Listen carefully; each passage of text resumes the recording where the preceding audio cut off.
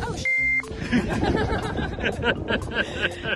You would expect to see an alligator in the pond on your walk. That's a fair statement, especially coming out of Arizona. Unlike in Florida, a native habitat where they love chomping down on people. Assuming they have that ability, of course. Unlike this guy we covered previously on your news refresh. Please subscribe.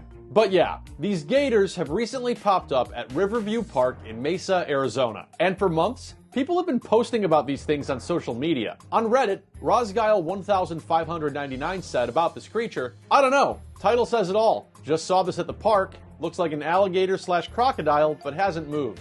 What? Well, to answer your question you posed 2 months ago, there's a good reason our alligator/crocodile hasn't moved. It's fake. To be more specific, this is a fake alligator intended to lend space to turtles so they can bathe themselves in the sun and stop getting run over by cars. See? Take a look. Well, those are birds, but you get the idea. So when it comes to turtles, according to the good people at National Geographic, who demanded an email address in order for me to read their content for free, a request I happily fulfilled by providing my real contact info, they note that as cold-blooded creatures, freshwater turtles can't control their body temperature. Hence, why they rest on rocks outside the water to warm up in the sun. And to keep these things from wandering off into the nearby street to be smashed into a shell of their former selves, the city decided to introduce some fake islands and a nice little faux reptilian habitat for its 30-something strong population of turtles. It turns out there's an alligator and a crocodile, both of which are made out of styrofoam and anchored down. They've also got a few fake hippos too,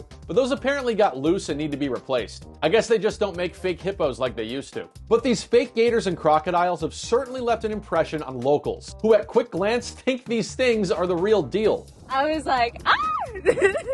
But now I'm like, yeah, because it's not real. And she's not alone.